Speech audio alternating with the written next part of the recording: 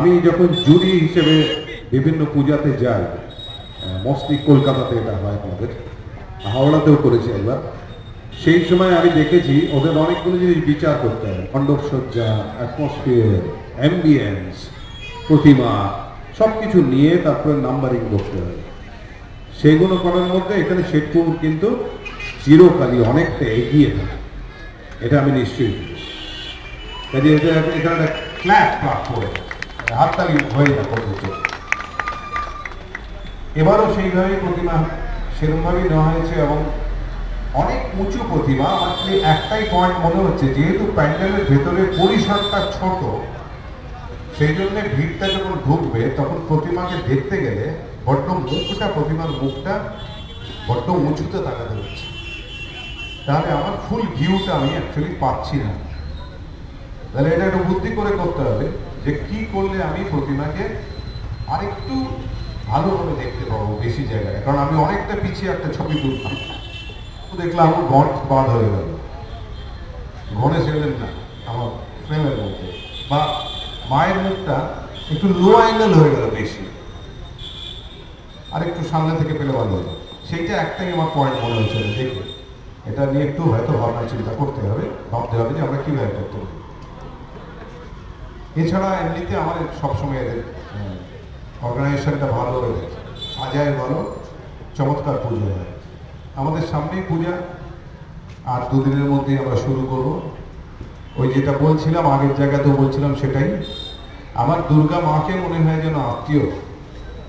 হয়তো অন্য দেবদেবীদের ঠিক এক্স্যাক্টলি মনে হয় না যে আমার আত্মীয় বাড়িতে আসছে, কারণ পরম আত্মীয় বাড়িতে এলে তাকে বলি একটু থেকে যান, সেক্ষেত্রে তিনি 4 দিন থেকে যান।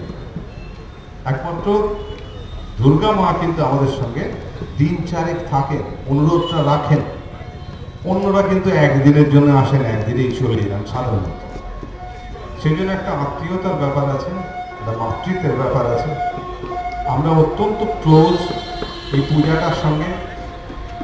পশ্চিমবাংলার এমনকি শুধুমাত্র বাঙালি নয়, যে কোনো ভাষাভাষী মানুষ, যে কোনো ধর্মের মানুষও অসম্ভব বেশি এনট্যাঙ্গল বা জড়িয়ে থাকে দুর্গোৎসবের সঙ্গে।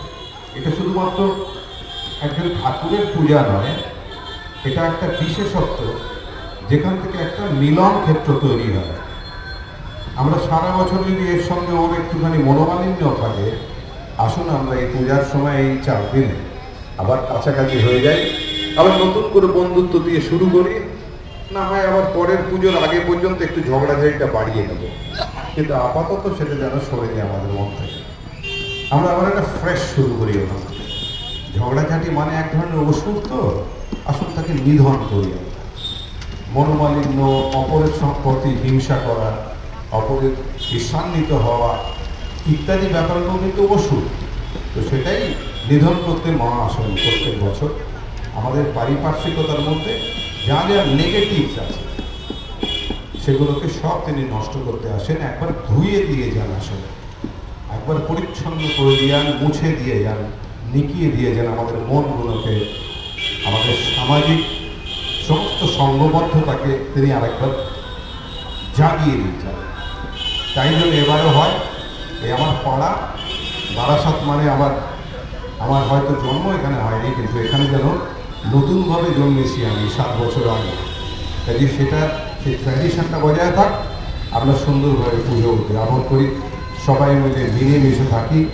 আর আমার সবসময় যেটা মনে হয়, এই বারাসাতে আসার পর সিনেমার জগতে আমি ছিলাম, তখন পর্দায় এসে পড়তাম, কিন্তু এইভাবে মানুষের সঙ্গে মিশতে পারতাম না। এখন মানুষের সঙ্গে মেশার পর আর বারাসাতে আসার পর আমার মনে হয় যেন এরকম একটা 2 লাইন গাইতে ইচ্ছে করে।